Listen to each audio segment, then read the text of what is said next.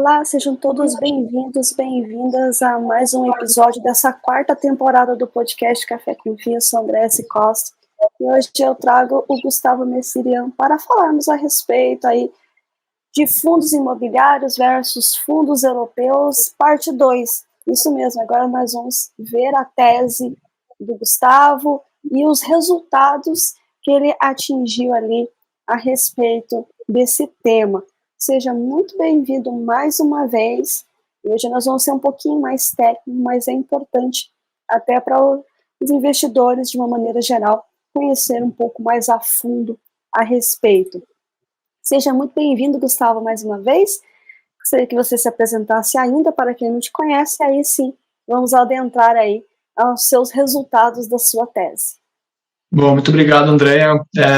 A gente já fez a parte 1, o primeiro vídeo, né, já foi lançado há cerca de um mês e meio atrás. A gente comentou dos fundos de real estate, né, no Brasil na época, e os fundos também europeus, um pouquinho da Alemanha em específico, né, onde eu realizei o mestrado, também na Inglaterra, né, em relação aos fundos, aos REITs. Né, a gente conversou um pouquinho aí sobre já o cenário de interest rates, né, a curva de juros, que subiu bastante aí no começo do ano, agora já com um cenário um pouco mais favorável, né, tem um pouquinho ainda para descer da curva de juros brasileira também, já com um cenário um pouco mais favorável, pelo que parece, né, a gente precisa sempre ter cautela em relação a isso, em relação à curva de juros americana também, mas parece um cenário um pouco melhor para 24 do que foi para 23, né? Então, meu nome é Gustavo, para quem não me conhece, eu trabalhei 4 anos na Capitânia Investimentos, onde eu considero minha casa lá também, onde eu comecei minha carreira em 2017, fiquei até 2021, onde eu fiz a gestão dos fundos, ajudei os gestores, né, com as gestões dos respectivos fundos imobiliários, fundos também de infraestrutura, fundos de crédito, distressed, ativos estressados, né, para que a gestora ainda obtinha na época. Também a gente, né, limpou todos os créditos, todos os CRIs um pouco com um perfil mais high yield na época. Fui para abrir investimentos, a gente fez o fundraising, né, do BIM11, um dos primeiros fundos de multiestratégia na época, em 21, aí com base 10. Fiquei 1 ano e meio, mais ou menos, abril em investimentos, fiz o meu mestrado na Europa, né, durante esse último ano, e fiz a minha tese, né, na Europa, fiz em Portugal 6 meses na nova SPI, e fiquei mais de 6 meses, fiquei 9, quase 10 meses na Alemanha, em Frankfurt. Trabalhei na parte do Commerce Banking, Investment Banking, DCM, com bonds sovereigns, que é a parte de bonds soberanos, com supranationals, que é o EIB, o IBRD, IFC, todos esses órgãos supranationals que emitem bonds europeus. E agora fiz a tese, né, fechei a tese nesse último mês, né, nesse mês de dezembro, na verdade, submeti, a gente está fazendo a defesa, e agora mostrar um pouquinho dos resultados, que é justamente essa comparação dos REITs europeus, britânicos, brasileiros, o perfil de cada índice, o perfil de hedge contra a inflação, hedge contra os interest rates, que é a curva de juros, o comportamento desse índice nos últimos 10 anos. A gente inovadora, a gente embutiu pela primeira vez o Brasil IPCA, né? A gente colocou pela primeira vez o Brasil IPCA como uma variável independente. A gente vai explicar também mais para frente o que é isso, o que é a regressão linear, e explicar o que significa, o que a gente vai interpretar os resultados dos índices. Já podemos aí começar conceituando a sua tese para a gente adentrar aí nos resultados e mostrar, né, o que você concluiu a respeito. Excelente. Aqui é um agregado, né? A gente começa, a tese tem pouco mais de 45 páginas, a gente fez um agregado aqui em relação a todos os índices extraídos pelo Refinitiv Reuters, que é uma plataforma, a Bloomberg, do mesmo jeito que o Bloomberg, a gente consegue extrair informação, a gente utiliza o Refinitiv Reuters para extrair as informações dos últimos 10 anos, Então, desde 2012 até 2022, e tem um motivo porque a gente extraiu esse 2012 até 2022. Foi pelo IFIX. O IFIX é um índice novo, né, um índice que demonstra que a característica, ele contém os fundos imobiliários, né, os REITs brasileiros, dadas as devidas proporções em relação aos tamanhos dos fundos. Então, a gente escolheu essa de janeiro de 2012 até dezembro de 2022 para fazer uma análise especificamente na parte de REITs do IFIX, de uma forma que o investidor do Brasil consiga fazer uma comparação com os fundos de fora, com os índices de fora. Então, o primeiro passo, a gente extraiu esses dados desde 2012, e falou a gente, na verdade, sou eu e um professor advisor, né, o professor que cuida, né, que é um professor, um doutor, que cuida também da parte de real estate na nova Universidade de Lisboa, muito bem ranqueada aí nos índices da Financial Times. E a tese ela foi construída realmente com essa variável nova. Vamos estudar, colocar essas ferramentas estatísticas para o IFIX também. Vamos levar para o IFIX, porque tinha muitos estudos a respeito, né? Essa literatura ela começa nos anos 70, com o FAMA Framework, né? Muito conhecido para figura de portfólio manager e tudo mais, e com regressões lineares, né? As regressões lineares é a melhor forma estatística de você comparar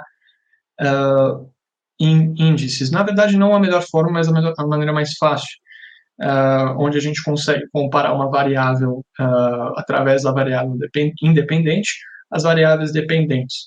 A gente consegue explicar o quanto que é explicável em relação a uma variável, quanto que é inflação, né? A gente pode colocar assim, né? Essa é a tese. A inflação ela sobe, como que as variáveis dependentes, como que os outros fundos se comportam diante esse aumento da inflação. Então, essa foi basicamente a ideia principal da tese. Vamos comparar o IFIX, vamos comparar o Euronext Real Estate, que é o fundo que a gente pode considerar peer, né, par do IFIX, vamos comparar o FTSE 350, que é o real estate também do Reino Unido. E comparar, a inflação subiu, o que acontece com esses fundos? O que eles têm embutido lá dentro? Então, a gente fez essa análise. Os contratos, como todo mundo já está muito acostumado com o IFIX, eles são muito atrelados à inflação. A gente tem fundos de CRI que eles seguem a inflação, IPCA mais 5, IPCA mais 10, dependendo da característica do fundo, high yield, high grade, e a gente já está bem acostumado. A gente tem alguns fundos CDI+, com certeza, a gente tem fundos que seguem uma taxa fixa, assim como ocorre na Europa e no Reino Unido, mas na maior parte dos fundos a gente segue uma estrutura onde eles seguem a inflação. E isso a gente vai conseguir ver aqui estatisticamente provado. Assim como o IFIX, a gente colocou o Euronext, que é esse índice aqui. As observações foram de 132, que ocorrem nesses últimos 10 anos, 132 observações. A gente fez uma observação mensal das variações dos índices. Standard deviation, mean, maximum mean. A gente utilizou só um quadro aí para a gente ter uma percepção de quais índices estão sendo usados. Então, basicamente, esse quadro conta para a gente quais índices estão sendo usados para fazer uma comparação com a inflação e com a curva de juros também. Descendo aqui um pouco mais, a gente faz uma decomposição da inflação, exato como a literatura explica. Eu acho que a gente não vem ao caso agora explicar essa inflação, essa decomposição da inflação, é mais por uma questão de literatura que a gente segue. Mas esse quadro aqui é muito importante. Esse quadro realmente é a regressão linear, como os teóricos dos anos 70 até 2010, a gente pode dizer que a maior parte da literatura de real estate, de fundos imobiliários, seguia esse modelo de regressão linear, por isso que a primeira parte do trabalho ela é um modelo de regressão linear. E aí, André, também, se tiver alguma dúvida, estou falando aqui de um jeito bem amigável, mais amigável possível para a gente conseguir transmitir a informação. Mas se tiver alguma dúvida, é só me parar aqui, a gente fala um pouquinho mais com mais calma. O IFIX, ele é a variável dependente aqui nesse caso.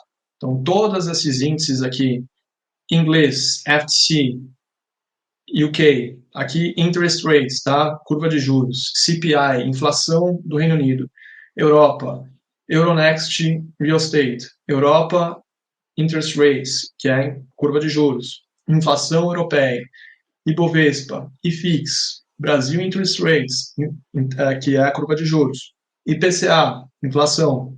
Então, todos esses índices, índices inflacionários e de curva de juros, eles são variáveis dependentes, nesse caso aqui. E eles vão ser comparados com as variáveis independentes. O Brasil IPCA, Europe CPI, que é a inflação europeia, UK CPI, que é a inflação britânica. E aí a gente consegue comparar o quanto que é o coeficiente, o quanto que é o R-square, o quanto que é o p-value. Isso são variáveis da regressão linear.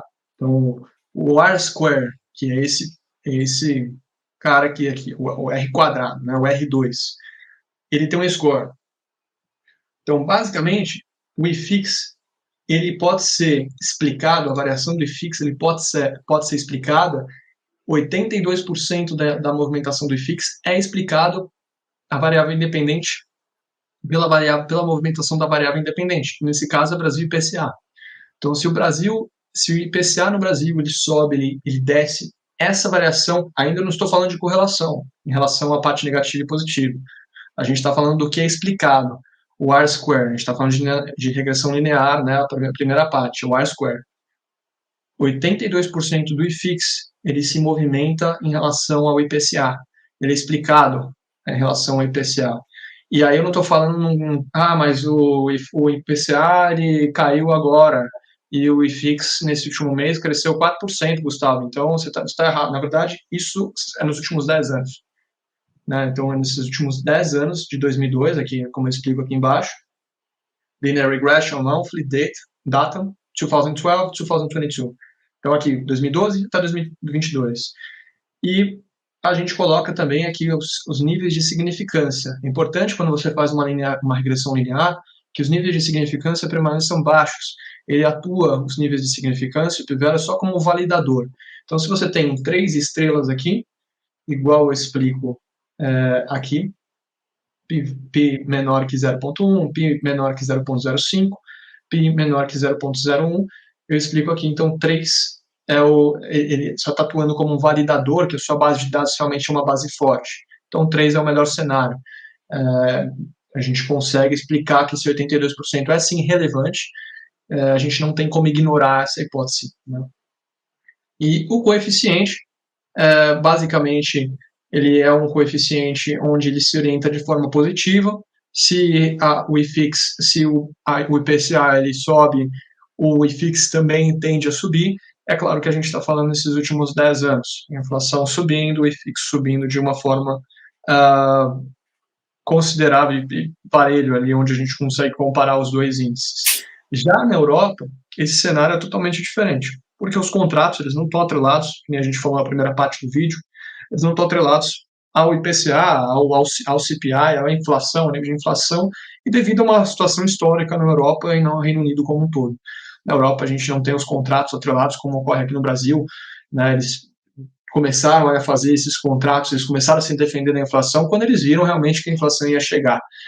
Quando eu cheguei em Portugal em 2022, na primeira parte do curso, eles começavam a ter essa parte de defesa contra a inflação, de colocar lá o IPCA embutido, de tentar defender da inflação, os pagamentos de dividendos da dívida, enfim, igualmente acontece aqui no Brasil, mas esse comportamento, em suma, Europa e Reino Unido, eles não têm um comportamento como não consegue explicar da mesma forma quando a inflação sobe, eu vou ter o movimento dos interest rate, dos índices de real estate. Eu vou ter um movimento explicado. Eu não consigo. Na verdade, ele é o contrário. Ele é negativo. O coeficiente ele é negativo no caso europeu. O coeficiente ele é 0 a 0 aqui, mas é um pouco negativo. Na verdade, o UK também. Ele fica no 0 a 0. Ele fica negativo também. Então, basicamente, o coeficiente ele é negativo para termos europeus, positivo para termos brasileiros em níveis de inflação. Inflação sobe na Europa, os índices, traduzindo, os índices de real estate europeus, eles caem. Inflação sobe no Brasil, eles tendem o IFIX ele permanece ali, ele permanece sólido. E isso a gente pode provar a partir do momento que a gente desce aqui um pouco. Eu vou só mudar aqui, vamos descer um pouquinho, e a gente consegue provar a partir do momento que a gente coloca aqui os gráficos. De janeiro vou colocar 2021, final de 2021, de janeiro de 2012, essa movimentação até 2022. Você vê aqui que o índice britânico, ele cai. O índice de real estate britânico, de REITs britânicos. E o IFIX, ele continua sólido, né? O Euronext é a mesma coisa, claro que você tem um índice value aqui, determinando aqui, não dá para ver tanto em relação à Europa, mas ele também cai. E nessas mesmas proporções, em janeiro de 2020 a 2022, que é justamente onde a gente tem o choque de oferta e demanda devido a razões geopolíticas e guerra na Ucrânia, a Covid-19. Então, a partir de 2020, a gente consegue ver bem esses resultados. O IFIX só caiu menos 7, isso até novembro de 2020, na verdade, até o final de 2022. E o FTSE, menos 72%, menos 73% para o Euronext, provando aí que no cenário inflacionário, esses índices eles não conseguem se defender da inflação, não atuam como hedge, a gente pode colocar assim, né, como uma proteção em relação à inflação. Vamos voltar agora, novamente, para a nossa tabela, para essa tabela base. Então, basicamente, esse quadro inflacionário foi o primeiro estudo que a gente fez de regressão linear. O segundo estudo ele vem logo abaixo, que aí não é só contra a inflação, aqui a gente traz o elemento curva de juros, curva que a gente está acostumado aqui no Brasil, Selic, a curva do ECB na Europa, a curva do Banco Central britânico lá em UK, e aí a gente vê bem que aí sim é explicado na Europa e é explicado 53% aqui do R quadrado. O R quadrado aqui é 21%, então ele é considerado, um elemento a ser considerado. Se a gente tem a curva de juros lá fora aumentando, o índice ele tem a cair e ele é explicado também. É explicado, tem uma relação, você consegue explicar em relação ao nível de juros, porque foi o que aconteceu. Em 2020, 2021, a curva de juros na Europa, no Reino Unido, ela subiu, e em relação aos índices de real estate, eles caem igualmente. A gente consegue explorar o R quadrado através desse gráfico aqui, que é bem importante. Esse gráfico aqui, ele coloca para a gente os maiores índices em relação a R-square ranking, que é o local inflation, a inflação local, e o local, a curva de juros local. E aí a gente coloca aqui fixo, ele é explicado para a inflação brasileira em 80% dos casos. Então a gente tem aqui o Brasil com o maior R quadrado e com maior possibilidade de proteção contra a inflação, se você comparar com os índices europeus, se você comparar com os índices britânicos. Claro que a gente está excluindo aqui o câmbio e tudo mais. A gente está comparando aqui sem a carteira dolarizada, sem as movimentações do dólar. Isso é importante considerar também, claro, num ambiente de portfólio manager, num ambiente onde você tem a opção de investir fora do país e no Brasil, mas é importante só a gente está fazendo uma análise apenas da defesa contra a inflação local. Isso é importante a gente deixar claro. Euronext, aqui, nesse caso, que é na União Europeia, os REITs da União Europeia, é explicado através dos interest rates, da curva de juros a 50%, é o segundo mais forte, e o IFIX também, sendo explicado, o IFIX, para a curva de juros também, em mais de 20% dos casos. E se você for colocar realmente a proporção dos fundos imobiliários de CRI de PCA aqui no Brasil, dos fundos imobiliários de CDI, vai ser mais ou menos a mesma proporção. 80% mais ou menos de fundo de CRI indexado à inflação, uns 15, 20% indexados ao CDI, e é basicamente isso que a gente está tendo de resultado. Olha que interessante. Tendo de resultado o IFIX se movimentando de uma forma que obedeça aí a sua variável independente, que é a curva de juros, a variável independente Brasil IPCA, e as outras curvas acompanhando. A gente faz um cenário de Bovespa, a gente faz um cenário em relação a interest rates, Brasil e Bovespa em relação a IPCA, e todos os outros índices também acompanhando, né? Então, os três primeiros, olha só, comparando com as defesas macroeconômicas em relação aos movimentos macroeconômicos, o Brasil ele se adaptou melhor para uma situação de estresse, ele se adaptou melhor para esses choques geopolíticos que a gente viu a partir de 2020. André, eu vou te deixar, a gente acabou a parte de regressão linear, vou deixar com você se você tiver alguma dúvida, antes de a gente partir para a próxima parte, que é o segundo modelo que a gente utiliza além da regressão linear. Antes, só esse aqui é o gráfico da correlação. R-square, novamente, ele explica a variação, quanto da variação pode ser explicada. E a correlação, aquela parte que a gente fala positivo, ele tende a se movimentar a variação da mesma forma que o outro índice que está sendo comparado. Negativo, ele tende a se mover de formas diferentes. É o que acontece na Europa, é o que acontece em relação às interest rates no Brasil. Faz sentido, porque interest rates subindo também ocorre um estresse na carteira, então ele fica meio de lado ali, ele se defende bem contra a inflação, mas o CDI também, as curvas aumentam, também tem um estresse normal, por isso que o IFIX cai menos 7 também. Claro que Europa não tem proteção alguma, então é menos 70%. Então, é basicamente esse o resultado da regressão linear. Você fez, como a gente chama na economia, séries pares, ou seja, pegou uma apenas e fez esse comparativo. E deixou as outras constantes. Você falou em relação à proteção, que nos contratos na Europa não se utilizava, até quando você começou o seu curso em Portugal, eles estavam começando a fazer, mas como é que era antes, então? Como é que ele não tinha essa possibilidade de proteção, esse hedge fund de verdade? Não, na verdade eles tinham um contrato um contrato pré-fixado. A gente tem alguns ativos aí, dependendo do fundo, alguns gestores têm um pouquinho ali de pré, é interessante que alguns investidores originam dessa forma, mas ele fica muito no risco quando você tem variações no cenário macroeconômico. E aí o segundo método que a gente utiliza, né, na tese, foi utilizado, é realmente explicar o perfil desses índices.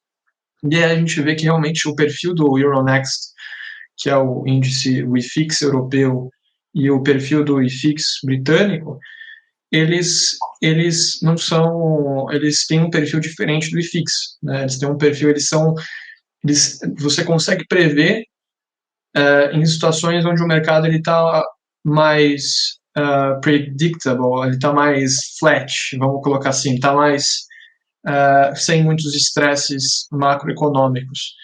E em comparação a IFIX, aqui a gente tem mais downturns, que aí é volatilidade embutida, né? E lá não, lá é o interest rates, né, a curva de juros ela sobe, eles realmente, quando eu me mudei para a Europa, eles começaram a realmente, eu pude ver um pouco mais a fundo isso, eles começaram a tentar travar os contratos, porque a curva de juros subia, eles falaram, não, vamos parar, vamos renegociar, porque as curvas de juros estão subindo e aí realmente ocorre um estresse da carteira, né? Você fica com um spread negativo, você vai ficar pagando 1%, mas a curva de juros está 5%, a inflação, então esse spread fica negativo, como a gente falou na parte 1 do vídeo, e aí e aí você não consegue se defender mesmo, né? E eles começaram realmente a fazer isso, só que teve muito resgate, né?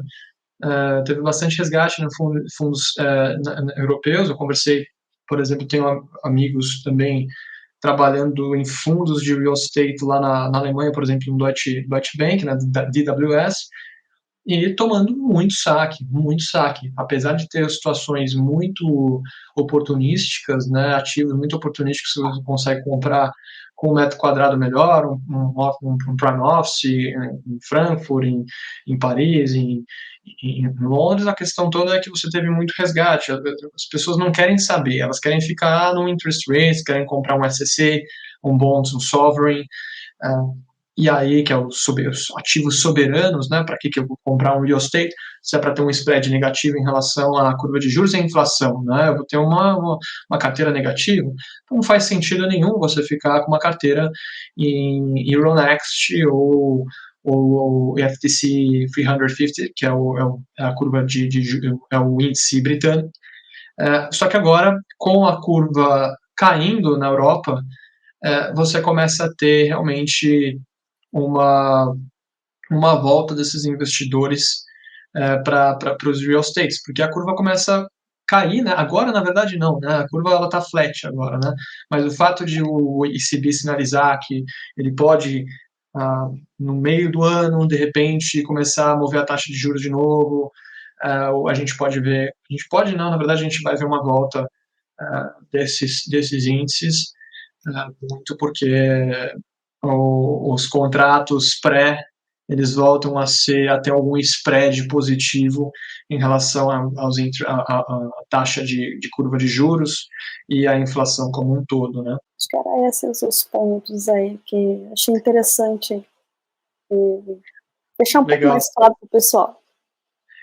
Legal, eu acho que é isso, eu acho que a gente conseguiu até de certo ponto, para quem investe em fundo imobiliário e conhece bem, é conhecedor dos contratos, é conhecedor, fica um pouco até, eu acho que o IFIX 82% até fica um pouco óbvio, mas não tão óbvio. Eu acho que mesmo conhecedor do IFIX, eu acho que não é os fundos europeus, não é um cenário que muita gente está acostumada, e no Reino Unido também, mas você provar que 82% ele é movido em relação à inflação é muito alto. Eu acho que consegue capturar para aqueles investidores que querem ter aquele dividendo, né, que já buscam as características dos fundos imobiliários, mas também querem proteger sua carteira em relação à inflação, com algum spread, ele fala, pô, tô fazendo muito melhor do que os investidores na Europa, né? E é por isso, talvez, que a gente já tinha até falado um pouquinho na parte 1, talvez a Europa fica numa cultura mais dos FIAs, né? Dos fundos de multimercado, dos FIAs, dos hedge funds, onde investe mais em stocks. E mesmo assim, ainda muitos deles estão atrás aí dos fundos de renda fixa, né? Seguindo o próprio interest rate, seguindo um pouco da inflação, que fica ali meio protegidinho. E é isso, basicamente. Aqui no Brasil, né, Gustavo, nós estamos acostumados, né? Nós somos o país do taxa de juros altos, então tá tranquilo, né? Eles não, eles não são acostumados, né? Nós já estamos PhD nisso. É uma escola, né? O PhD a gente faz para provar que, você vê, né, que a gente os contratos realmente, a defesa dos contratos, e muito realmente pelo histórico de inflação que o país viveu, e a curva de juros, né, chegou a bater 2, mas foi um cenário que inédito praticamente não, né? Foi um cenário bem atípico.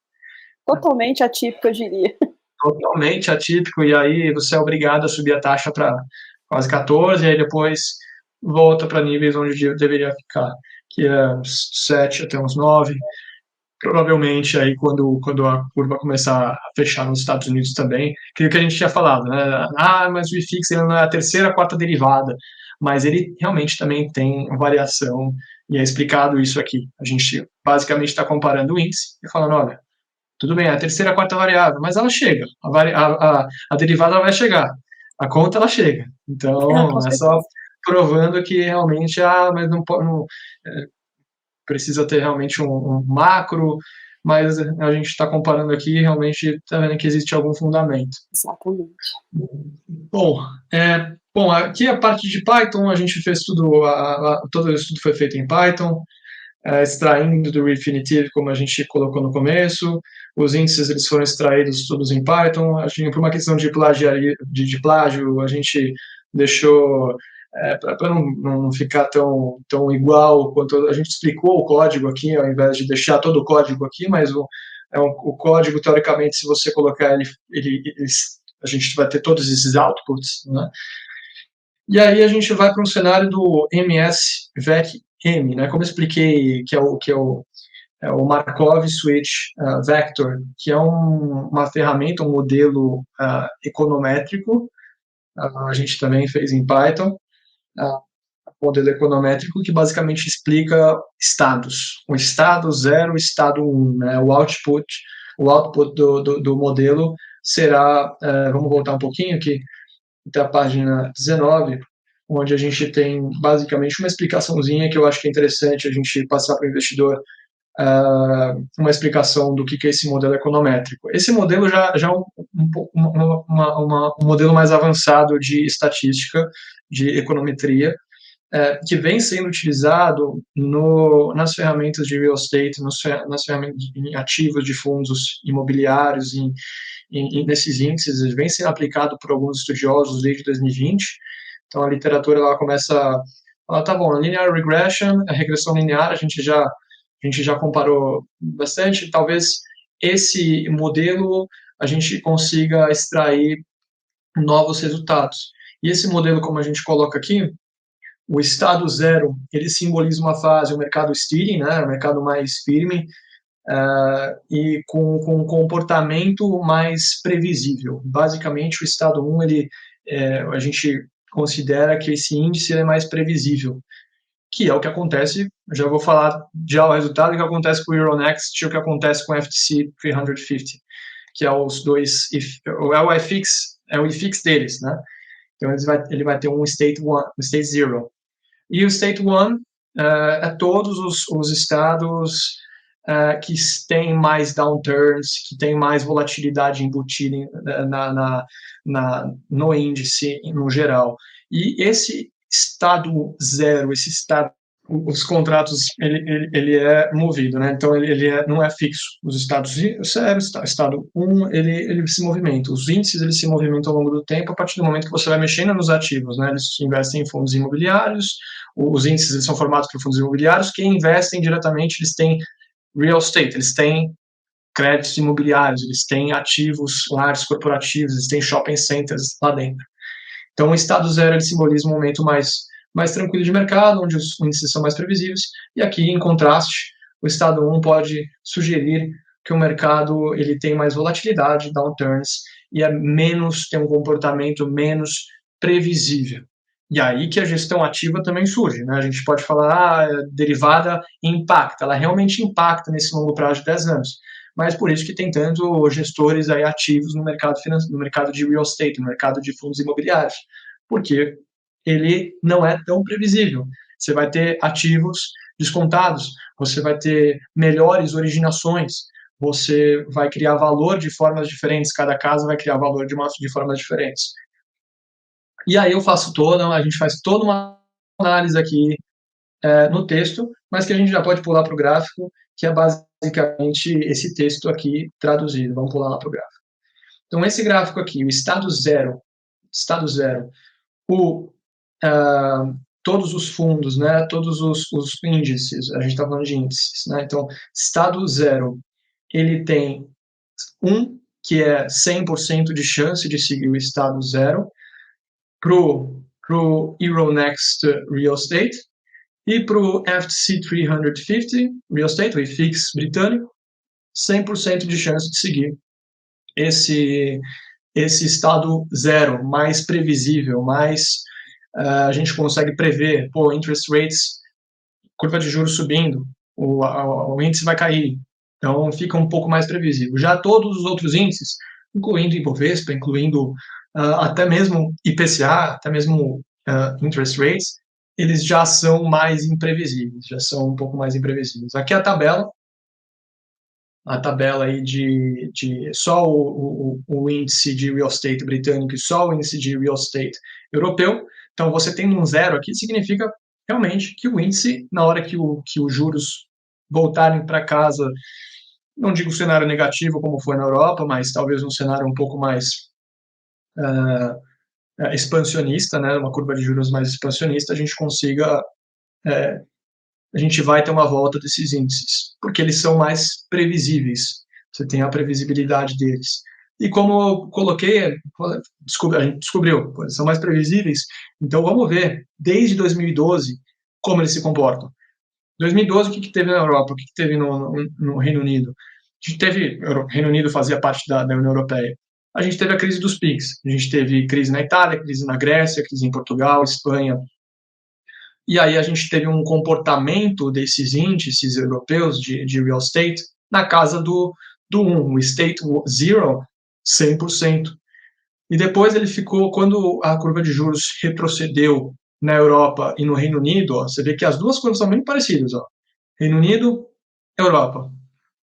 Quando a curva retrocedeu, você teve mais calma, foi mais previsível esses índices, ele ficou como State One, ele ficou mais, a gente pode colocar que ele tem mais downturns, a gestão ativa do real estate europeu, ela tem mais valor nesses pontos, porque ela faz contratos melhores, ela vai ver os ativos melhores, e na hora que ele volta para o estado zero, a gestão ativa do real estate, ela desaparece.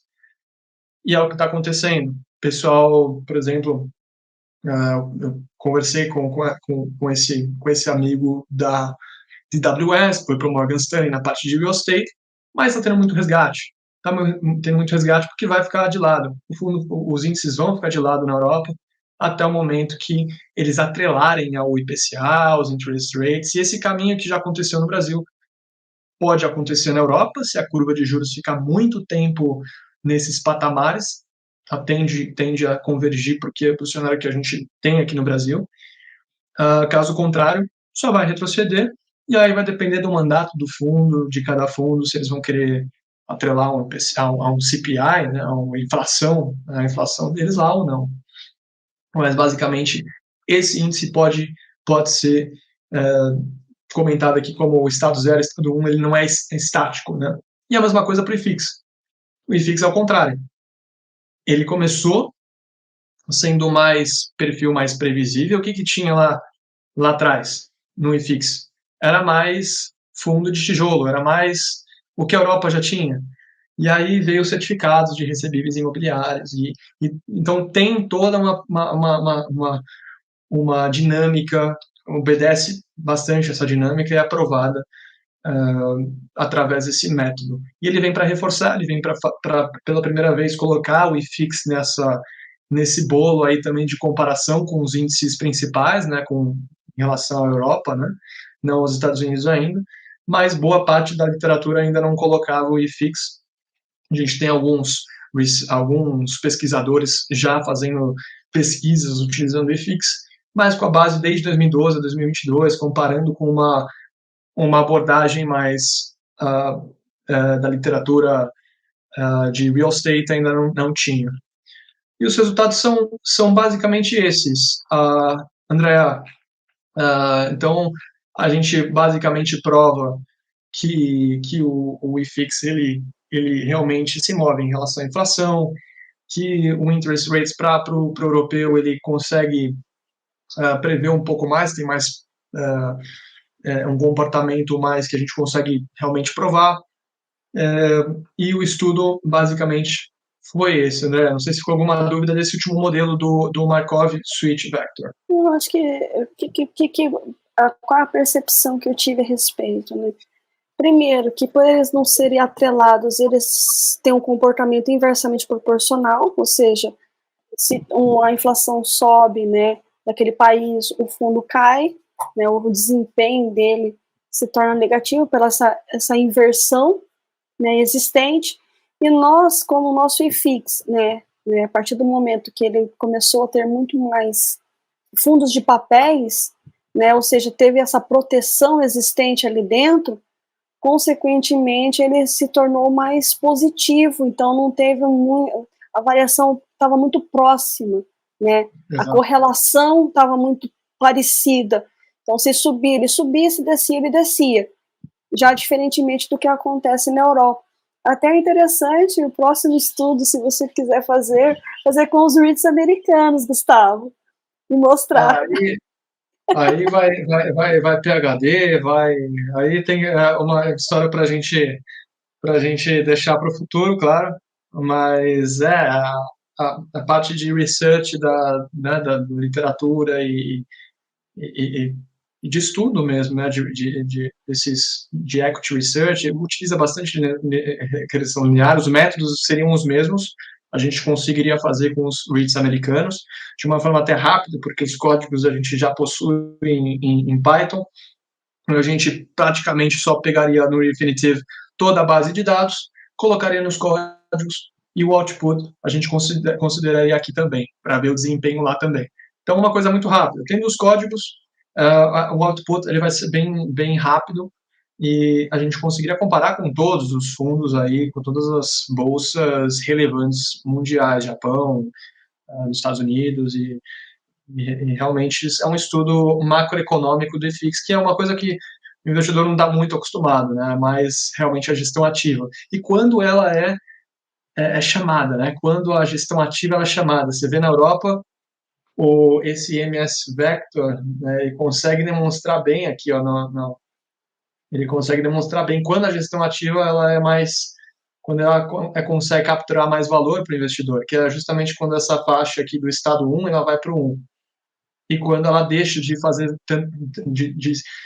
quando a gestão ativa deixa de ter tanto valor. Então é interessante que o real estate ele tem dessas, né? E assim como qualquer outro índice também, ele tem cenários, né? As gestoras procuram diversificar o portfólio justamente por isso, porque às vezes é interessante você investir em real estate, às vezes é interessante você pular para um fundo de infra, às vezes é interessante para um agro, às vezes é interessante você ter um multimercado, e por aí vai. Então, e os bancos pensam assim, as grandes gestoras pensam assim também, basicamente a gente conseguiu provar aqui através desse relatório, desse paper. Exatamente, ou seja, né, olha como a macroeconomia ela é fundamental, né? Quando você está atrelado àquele índice, ela é correlacionada. Mas quando você não atrela, né, o seu fundo, enfim, aquele índice, né, ou seja, a inflação, que é algo tão, que é menos volátil do que outros índices atrelado ali também à questão contratual e tal. Você vê que ele é descorrelacionado, né, ele é inversamente proporcional. Então, olha como é interessante essa parte imobiliária, ou seja, os ciclos imobiliários, juntamente com os ciclos macroeconômicos, os ciclos econômicos, né, e no que você vai ali surfar, né, gosto muito dessa palavra, mas não deixa de ser em relação a cada ponto, a cada movimento específico ali dentro, né, Gustavo? E assim, a gente pode pensar no cenário macro, como a gente pensou aqui, para um próximo research, inclusive olhar para o cenário americano, para o cenário japonês, para o cenário de bolsas relevantes para o mercado como um todo, mas é importante que esses mesmos códigos eles podem ser utilizados para a parte um pouco mais do mercado nacional. A gente pode pegar fundo a fundo e comparar o quanto que cada fundo se defende da inflação nos últimos 10 anos. A gente pode fazer um ranking dos fundos em relação do IFIX, a gente pode fazer um ranking do fundo, quanto cada fundo se defendeu, qual que é o pódio dos fundos em relação à inflação, em relação aos interest rates, quanto que cada gestor consegue realmente colocar de spread ali em relação à inflação, em relação aos interest rates também, claro, e também medir o risco de cada fundo em relação a essa parte mais macro. Não só isso, né? É aquela eterna discussão, né? Se os fundos de tijolos realmente repõem ou não repõem, né? Porque o pessoal sempre acaba perguntando a respeito. Daí codificar e realmente mostrar e demonstrar, né? Não só através de tabela, mas de gráfico, se realmente existe ou não existe. Exatamente, exatamente. Mas é isso, a gente pode utilizar bastante aí. Foi uma parte 2, né, do vídeo, mais para a gente conseguir provar aí o que a gente já tinha comentado na primeira parte. Na primeira parte a gente abriu mais reads de fora, a gente fez uma comparação das curvas, mas agora realmente provando estatisticamente com as ferramentas apropriadas. E é isso. Vamos ver agora os próximos passos para 2024, o que vem do Banco Central, na Europa, no Reino Unido e nos Estados Unidos também. Exatamente, o que realmente vai acontecer. Não esquecendo a China também. A China, eu ia falar agora, que a China também tem um mercado imobiliário bem interessante e uns movimentos macroeconômicos também ali, né? A gente estava conversando um pouquinho nos bastidores a respeito. Como é importante também entender o ciclo chinês para poder entender os outros ciclos existentes, as grandes economias mundiais. Maravilha, Gustavo, mais uma vez, muito obrigada, sempre um prazer conversar contigo e trazer informações, né, algo mais técnico, algo mais profundo, um estudo mais aprofundado. Muito obrigada por você ter disponibilizado e trazido aí, né, o seu estudo comparando com a parte europeia, que é algo um pouco mais desconhecido, americano, por ser a maior bolsa, né, do mundial, você tem um pouco mais de contato, a Europa já é um pouco mais, né, obscura para muitos investidores, então, muito bacana você estar trazendo aqui e compartilhando seu conhecimento. Exato, exato. Muito obrigado pela atenção, Andréa. Mais uma vez, né, a gente já está acostumado a fazer live, já pode dizer que a gente já fez umas 4 já, né, umas 2 pelo Beam, 2 agora também, e é isso. Se qualquer pessoa que tiver alguma dúvida, só conversar com a Andréa também, ela me puxa lá e pergunta se alguma coisa mais específica, ou nos próprios comentários também, e também, qualquer coisa, também tem o meu LinkedIn, Gustavo Mesterdã, só mencionar e a gente bate um papo aí com quem estiver mais interessado. Exatamente, mais uma vez, muitíssimo obrigada. E, pessoal, obrigado, até o próximo episódio aí dessa 4ª temporada do podcast Café com Fi. Tchau, tchau. Tchau, tchau, Gustavo. Tchau, tchau, até mais.